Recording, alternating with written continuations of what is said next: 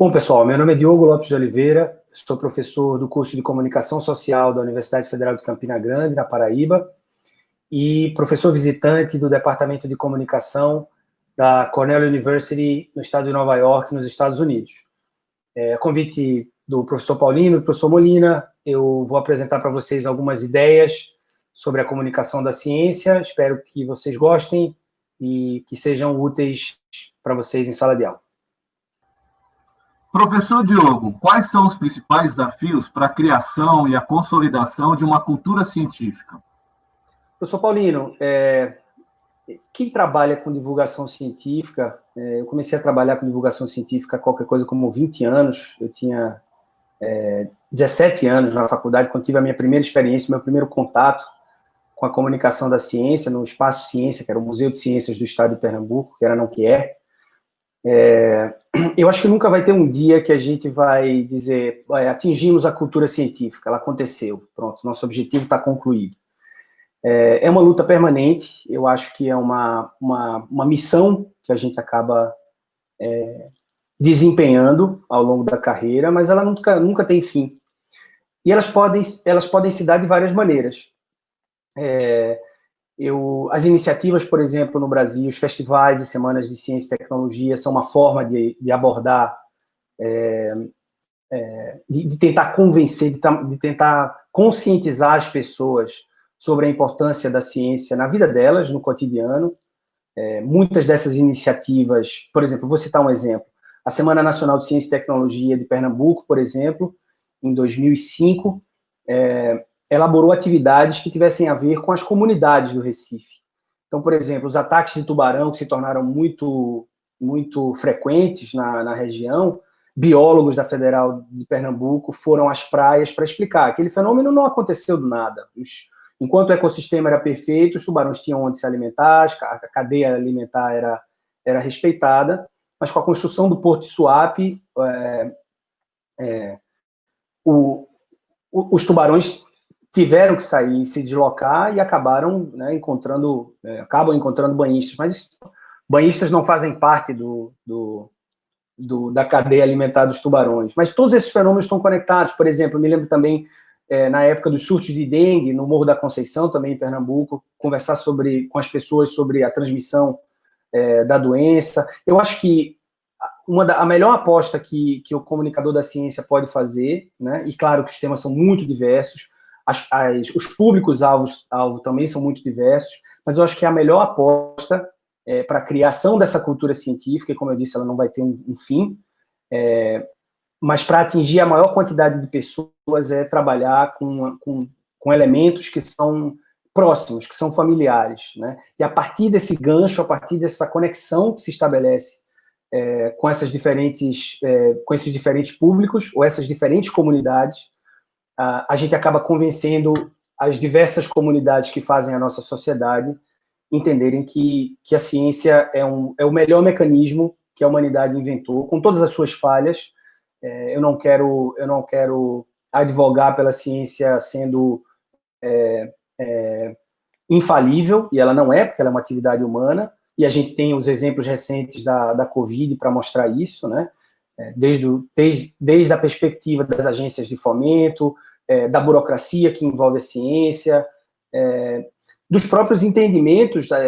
Por exemplo, especificamente no caso da Covid, a gente encontra uma situação nova, o vírus é novo, a gente tem experiências anteriores, né? Por exemplo, no Brasil especificamente é importante que as pessoas conheçam o papel que a saúde pública desempenhou no Brasil no início do século passado. É importante que a gente torne reconhecidos nomes como Adolfo Lutz, como Evandro Chagas, como Oswaldo Cruz. A gente tem excelentes exemplos em outras doenças, como a AIDS. O Brasil é exemplo no mundo inteiro. O Brasil tem o exemplo também da Zika, de combate à Zika. Eu acho que essa cultura científica que a gente imagina ser possível criar, ela tem vários elementos, vários provocadores, e aí eu colocaria os professores, os pesquisadores como as principais figuras, professores em todos os níveis, né? as diferentes agências que organizam as ações de divulgação da ciência, e as estratégias para conseguir alcançar esses públicos, elas variam. E é isso que eu tenho estudado ao longo desses últimos 20 anos, eu diria, e mais especificamente desde que eu me tornei professor da Universidade Federal de Campina Grande em 2013. Então, há 7 anos eu me dedico a desenvolver os 3 pilares da universidade pública, né, ensino, pesquisa e extensão, criando pontes entre a universidade e a sociedade em seus diferentes níveis, desde uma perspectiva local até uma perspectiva global. Professor Diogo, na sua opinião, como a ciência deve e pode ser utilizada em sala de aula, principalmente por professores e estudantes do ensino fundamental e do ensino médio? Paulino, eu acho que a melhor forma de a gente se conectar com os jovens é ouvi-los. A melhor forma da gente entender o que atrai os jovens e, a partir disso, a gente desenvolver conteúdos para trazê-los, né, para envolvê-los nessa cultura científica, quanto mais elementos eles nos derem, né, e aí eu posso dizer que as novas tecnologias podem ser um grande atrativo para isso, mas não são o elemento principal. Para mim, os conteúdos, né, o que a juventude gosta de ouvir, o que a juventude gosta de escutar, o que a juventude gosta de ler. E eu acho que a ciência é capaz de utilizar esses mecanismos. Eu acho válido que a ciência se aproprie das artes, que a ciência se aproprie de elementos de aproximação do jovem. Mas eu acho fundamental ouvi-lo, saber o que instiga, saber o que dá prazer, porque a ciência ela é abrangente, e a ciência é capaz de se adaptar, ou de criar os conteúdos, né, de trabalhar os conteúdos da ciência de forma atrativa. Né? Eu gosto da ideia da ciência como entretenimento, claro, usando o lúdico, usando o prazer para atrair os jovens. Eu acho, e evidentemente fazendo a partir disso que os jovens entendam os processos dentro da ciência. Né? Vou citar novamente a questão do Covid. Né? Eu acho que nunca se falou tanto em ciência e tecnologia ou em divulgação científica como nos últimos 3 meses, quando o foco, o surto que era localizado na cidade de Wuhan, na China, se tornou uma pandemia e afetando cadeias produtivas e afetando as vidas das pessoas em diferentes níveis. Eu acho que a forma de você fazer com que o jovem entenda que a ciência tem seus tempos, né, que a ciência não vai dar respostas imediatas a problemas complexos. A ciência tem seus tempos e suas etapas. Então, por exemplo, o que funciona, os testes de vacina que funcionam in vitro não necessariamente vão passar pelos estudos clínicos, que é quando eles passam a ser aplicados em seres humanos. Os resultados são completamente diferentes, podem ser completamente diferentes numa lâmina de laboratório e num sistema complexo como o organismo humano. Enfim, esses tempos, eu acho que o fundamental de transmitir essa mensagem da ciência é tentar fazer com que as pessoas entendam que as formas como a ciência, as evidências científicas são importantes para a solução dos problemas da sociedade.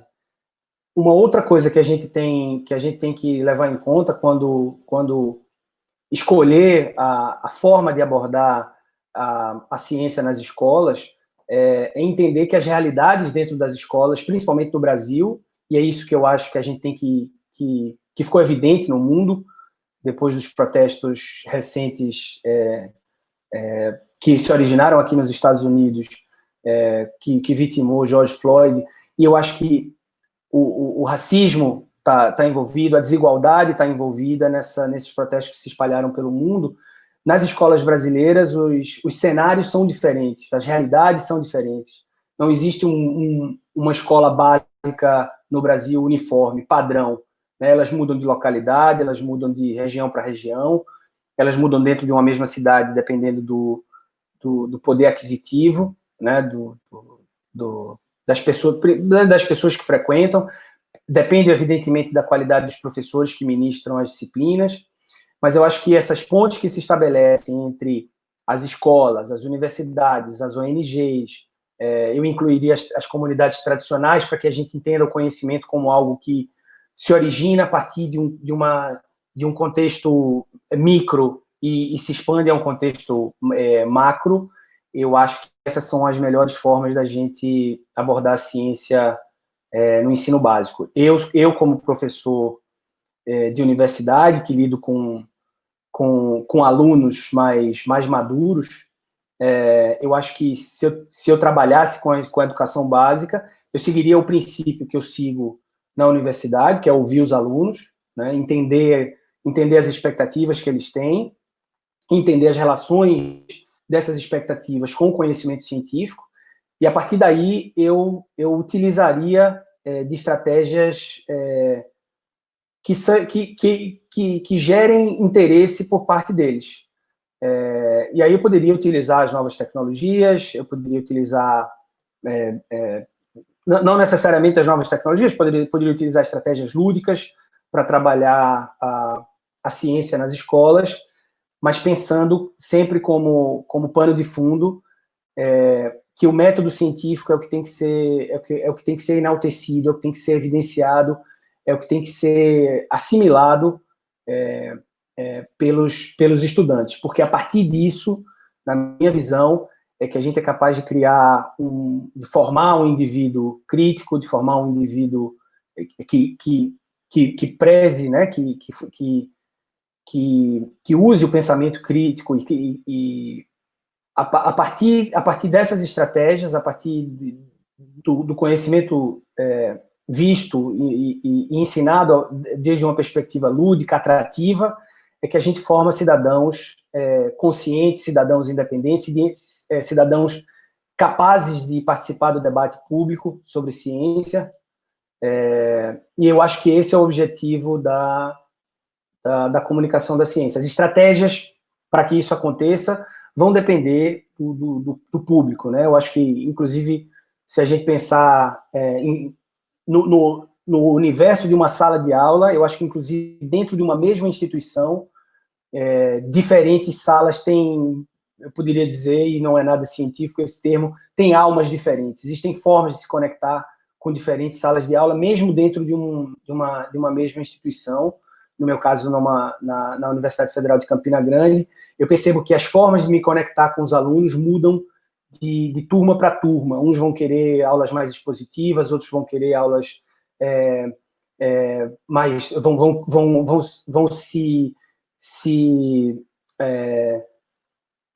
eles vão se empolgar mais com debates. Existem formas diferentes de se conectar. Eu não seria capaz de apontar uma estratégia de manual para as escolas de ensino básico, mas eu acho que o padrão é ouvi-los, pensar em formas de conectar-se com eles e mostrar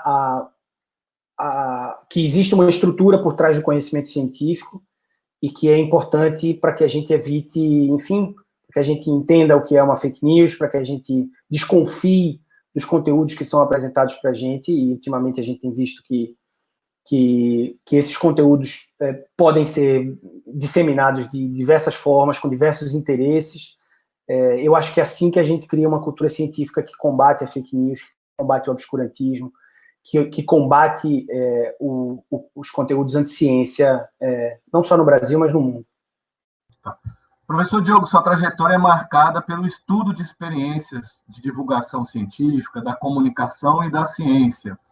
Quais dessas experiências analisadas por você podem ser úteis para as atividades em sala de aula, né? Que casos que já foram estudados durante sua trajetória acadêmica podem servir de referência para o trabalho dos professores de educação básica? Paulino, eu acho que nesses 20 anos que eu acompanho festivais de ciência, iniciativas diferentes de tentar seduzir diferentes públicos para a importância da comunicação da ciência.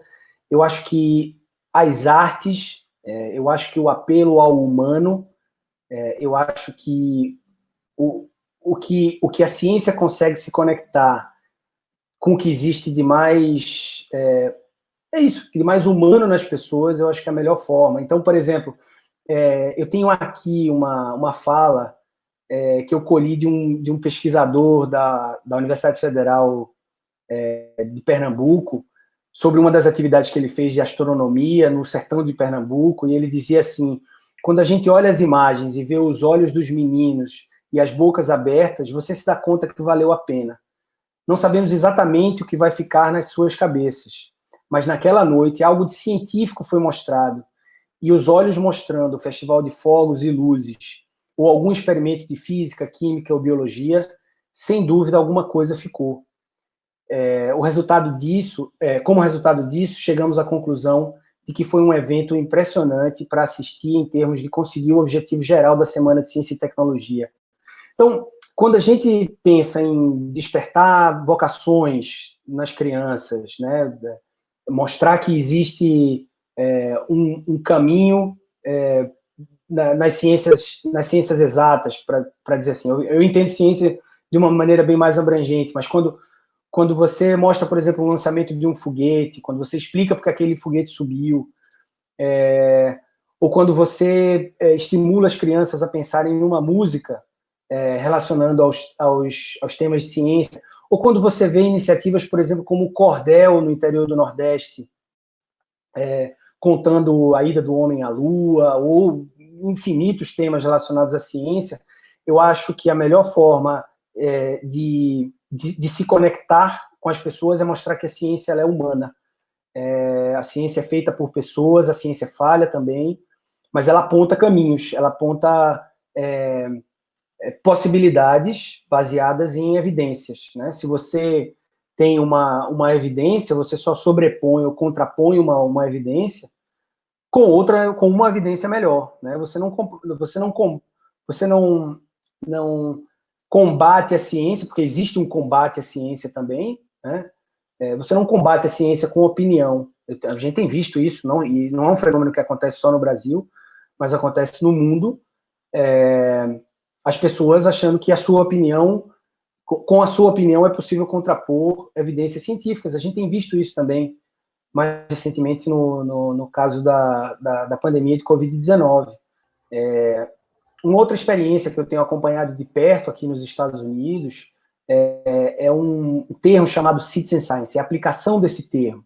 O Citizen Science, ele pretende que pessoas comuns, pessoas que possam ou não ter contato com a ciência, participem de um projeto científico. Então, por exemplo, as pessoas... a cidade de Ítaca fica muito perto de um lago, fica na beira de um lago chamado Cayuga.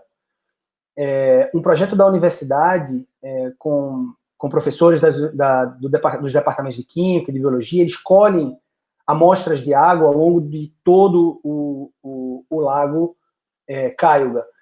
Então, essas amostras são coletadas e são levadas por pessoas que trabalham como voluntários nesse projeto, e acaba sendo uma iniciativa onde todo mundo ganha, né? Quem participa dos projetos, as pessoas que participam dos projetos e não são da academia, têm um contato com um projeto científico. Evidentemente, a amostra as amostras de água coletadas pelos professores, eles ampliam a capacidade dessa coleta, e é um projeto interessantíssimo para você unir a comunidade, trazer a comunidade fora dos muros da universidade, embora a universidade aqui não tenha muros como muitas no Brasil. É uma forma de fazer com que as pessoas entendam os processos de uma pesquisa científica, né? E os benefícios desse entendimento, dessa construção de raciocínio, elas podem ser aplicadas em diversas áreas da vida cotidiana, né?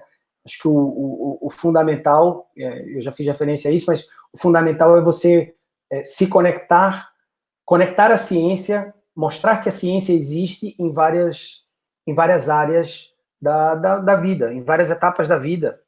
Ao longo da vida inteira, a ciência está presente, da infância à vida adulta e a velhice. Então, exemplos de como comunicar a ciência, a gente tem os festivais e semanas nacionais de ciência e tecnologia, a gente tem as feiras que são feitas nas escolas, a gente tem... eu vi uma iniciativa muito bacana, por exemplo, num festival na Itália, que era uma banda de rock que trabalhava a questão de Big Bang, trabalhava questões científicas. E acabam sendo elementos utilizados, por exemplo, pelas igrejas. As igrejas cantam músicas, louvores e tudo mais, e se conectam com as pessoas, mas uma forma de você conectar a ciência é utilizar as atividades que divertem, as atividades que chamam a atenção das pessoas, né? Muitos desses movimentos, muitas dessas iniciativas são feitas em lugares públicos. Aqui, por exemplo, no centro de Ítaca, Ítaca é uma cidade que tem uma relação muito especial com a divulgação da ciência, porque aqui Carl Sagan construiu a sua trajetória como divulgador científico. Então, no centro da cidade, no Ithaca Commons, existe um sol, e a partir do sol distribuído pela cidade, o sistema solar, respeitando a escala. Isso é uma forma de conectar com a ciência, e tem lá uma explicação, existe lá uma explicação do planeta, existe lá a distância em relação à Terra, existe lá um QR Code para você ter mais informações e ter acesso ao Museu de Ciências aqui da cidade, que foi fundado por Carl Sagan. Então, formas de se conectar são muitas. A gente precisa conhecer o público para o qual a gente está se dirigindo, a gente precisa ter um foco, entender esse público e começar a interagir com ele. Eu acho que essa é a melhor forma da gente conscientizar as pessoas ou trazer as pessoas para o campo do pensamento científico. Agora, Diogo, você poderia apresentar algumas sugestões de sites, né, de lugares onde os professores poderiam colher mais informações sobre comunicação e ciência, a partir desse contato, construir um plano de trabalho em diálogo com os estudantes da educação básica? Paulino, no Brasil, eu gosto das experiências da Associação Brasileira de Ciências, né, cujo presidente é o professor Luiz Davidovich. Eu gosto das experiências da Sociedade Brasileira para o Progresso da Ciência, né, na figura do presidente também, Ildeu Moreira. A gente tem uma rede de centros e museus de ciência. A gente tem o Museu da Vida no Rio de Janeiro, a gente tem o Espaço Ciência em Pernambuco, a gente tem o Museu de Porto Alegre. Eu acho que as instituições... O Brasil tem uma rede muito grande de instituições de pesquisa. Eu posso citar a Embrapa. A gente tem... a Fiocruz desenvolve um trabalho muito interessante sobre comunicação da ciência também.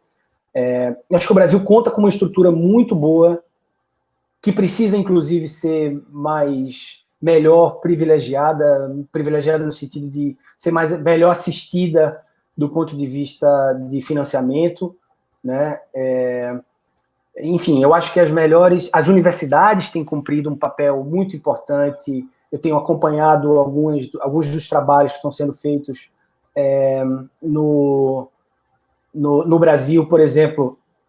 As universidades têm criado banners, criado espaços nos seus sites para trabalhar a questão do Covid, com informações sobre higienização, comportamento, distanciamento social, isolamento, elaborados muitas vezes por especialistas em comunicação, mas também com professores, pesquisadores das áreas de infectologia, virologia, que têm o interesse em comunicar o que eles produzem para a população. Eu acho que o Brasil conta com uma estrutura muito boa de possibilidades para que os professores encontrem material. Existe o canal Ciência do Instituto Brasileiro de Informação em Ciência e Tecnologia, trabalho da ex-colega Márcia Rocha, que faz um trabalho incrível. justamente para mostrar as pesquisas que são feitas pelas instituições brasileiras, universidades, e criar uma forma de mostrar essas pesquisas de uma forma desmistificada, vamos dizer assim, de uma forma prazerosa. Enfim, os professores no Brasil têm condições de trabalhar os temas de ciência com conteúdos confiáveis produzidos por instituições de muito respeito, muito prestígio e muita tradição, não só no Brasil, como fora. Paulino, fora do Brasil, eu conheço algumas experiências em divulgação científica levadas para a escola. Posso falar do Grupo Quark, da Universidade de Zacatecas, no México, que mostram de uma forma lúdica experiências que podem ser feitas em casa, para começar a despertar o interesse das crianças pela ciência. Na Espanha, eu tenho pesquisa, enfim, experiências que são fomentadas pela FECIT, pelo CSIC, que é o Conselho Superior de Pesquisas Científicas da Espanha. Onde mais? Aqui nos Estados Unidos, enfim, os museus de ciência de São Francisco, o Museu de Ciências de Boston, que eu tive recentemente. Enfim, museus de ciência, universidades, instituições de pesquisa que se preocupam em compartilhar o conhecimento que eles produzem, eu acho que são sempre as melhores formas dos professores poderem se nutrir de conhecimento e de estratégias de ensino, né? Eu acho que muitas dessas ideias são aplicáveis, são adaptáveis às crianças. Muitas delas são voltadas, inclusive, para as crianças. Estou me lembrando aqui, por exemplo, do Museu de História Natural de Londres, né? Existe uma equipe no museu responsável por criar uma agenda para que os pesquisadores, os mais de 1.200 pesquisadores da instituição, tenham contato com o público, né? São visitas diárias. Então, existe uma equipe preparada para estabelecer essa ponte, para estabelecer essas conexões entre o pesquisador e o público visitante, que são dos mais variados. O público dos museus podem ser crianças, adultos, diferentes perfis, diferentes profissionais, diferentes origens.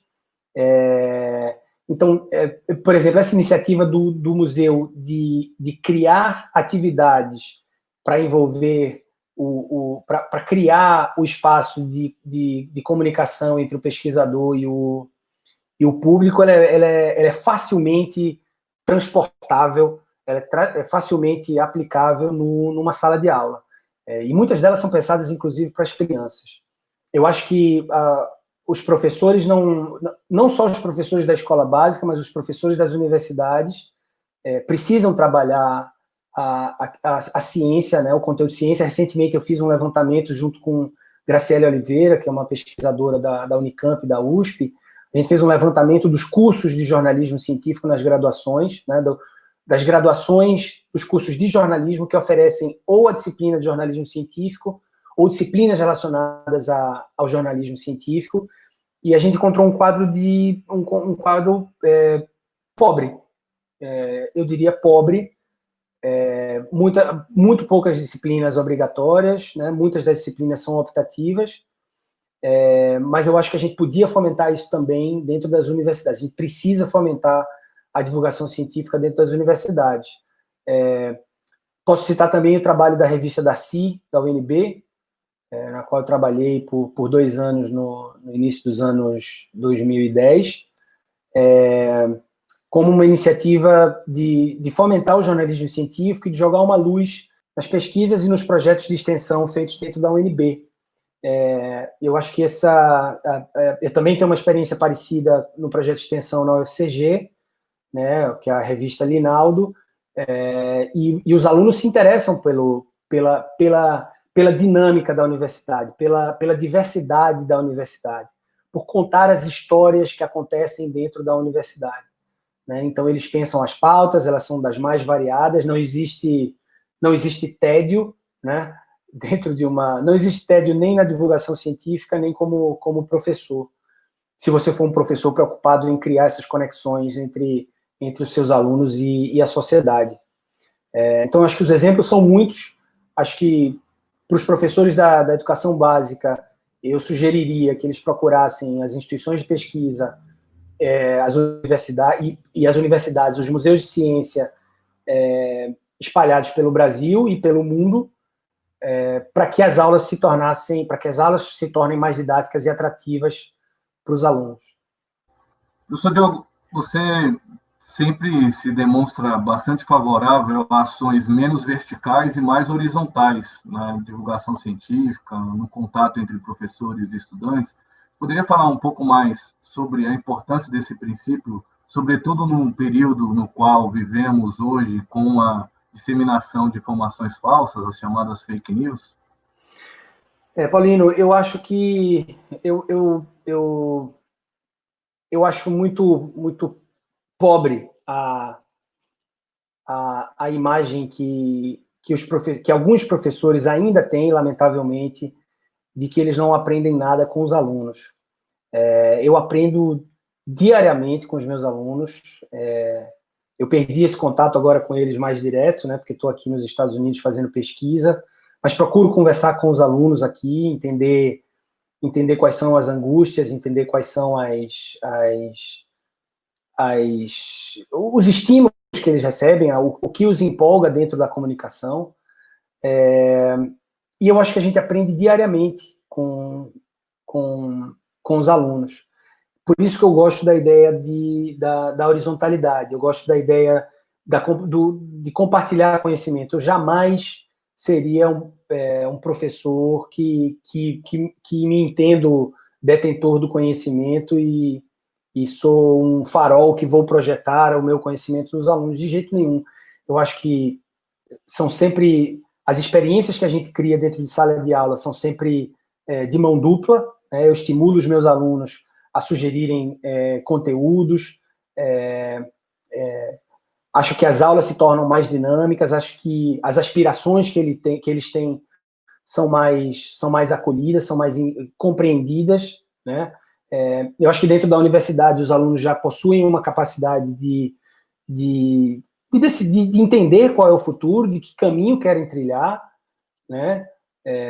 Eu sou professor de um curso de comunicação social com linha de formação em educomunicação, e na educomunicação a gente não acredita na educação bancária, né, naquela que a gente deposita o conhecimento no aluno, e acho que dessa sinergia, desse contato que acontece em sala de aula, privilegiando a ciência, a gente evita que os alunos, ou a gente... Eu estaria me contradizendo se eu dissesse que a gente prepara os alunos, mas eu acho que é uma preparação, é a construção de um conhecimento conjunto, né? Eu acho que dessa interação com o professor-aluno, né? dessa interação horizontal, a gente cria a possibilidade de formar, né? Conjuntamente, sempre, eu faço sempre esse reforço, de criar um cidadão crítico, de criar um cidadão consciente, de criar um cidadão que não aceite qualquer conteúdo que lhe chega, né? Que duvide de uma informação duvidosa, né? Que vá atrás, que procure consultar as fontes, que procure entender se aquela informação é veraz, né? Eu me preocupo muito com o combate às fake news, mas acaba sendo uma tarefa muito inglória, né? Acaba sendo uma tarefa, um trabalho de formiguinha, como a gente costuma chamar, um trabalho individual, um trabalho que pode ser em grupo, como, por exemplo, o que a gente desenvolve junto à Rede Consciência, que é um grupo de jornalistas e pessoas de diferentes bagagens, né, que trabalham conteúdos de comunicação científica no Brasil. Então, quando a gente combate a fake news, a gente pode combater em grupo, né? Mas a gente nunca vai ser capaz de combater as máquinas que existem por trás ou as estruturas de compartilhamento em massa de fake news, né? Talvez o combate mais efetivo não seja propriamente de conteúdo, né? Mas recentemente, por exemplo, o Sleeping Giants no Twitter, que é uma iniciativa que procura avisar ou alertar empresas que têm seu conteúdo associado a veículos de fake news, que eles estão fomentando, que eles estão monetizando conteúdo falso. E ninguém quer ter seu conteúdo associado, nenhuma empresa quer ter seu conteúdo associado a fake news. Então, ao mesmo tempo em que é muito prazeroso você mostrar evidências a uma pessoa de que ela está consumindo conhecimento, enfim, que ela está consumindo conteúdo fake, falso, muitas vezes feitos de forma proposital, mas muitas vezes feitas por pura desinformação. É muito prazeroso você mostrar evidências, mas não necessariamente você consegue sempre o resultado. Às vezes você mostra as evidências e as pessoas continuam acreditando numa crença, né? A ciência trabalha com evidências e as fake news trabalham com fé, com crença, não com evidências. Então, diferenciar esses conteúdos, às vezes, produz um prazer, porque você mostra a pessoa se convence e muda um hábito, muda uma atitude, mas ele também pode ser muito doloroso na medida em que você combate um ponto, essa pessoa pode não necessariamente se convencer, apesar das evidências, e, ao mesmo tempo, para cada fake news que você combate, acabam surgindo centenas de outras, e a luta acaba sendo inglória. Mas eu acho que é o que a gente tem que... É um dever nosso, como professores, como pesquisadores, como divulgadores científicos, comunicadores da ciência, é um dever nosso comprar essa briga, lutar essa luta. Diogo, durante muito tempo, a ciência se colocou numa posição meio acima da sociedade, meio distante da sociedade, e hoje, cada vez mais, têm sido discutidas estratégias para otimizar, estabelecer mais diálogo científico, especialmente com ações que incluem as professoras, os professores da educação básica e os seus estudantes, né? Então, na sua opinião, que práticas podem ser incorporadas na sala de aula e como é possível estabelecer uma aplicação dessas experiências a partir de medidas preventivas ao chamado fenômeno das fake news? Em uma conversa com o professor Bruce Lewinstein, que é o meu sponsor aqui na Universidade de Cornell, ele me disse uma coisa muito interessante, que costuma-se dizer que a pesquisa científica se trata de escolher um ponto na superfície e dissecá-lo, e aprofundá-lo, e estudá-lo à exaustão, como se a gente escolhesse um ponto na superfície terrestre e fosse até o núcleo da Terra, abordando um mesmo assunto.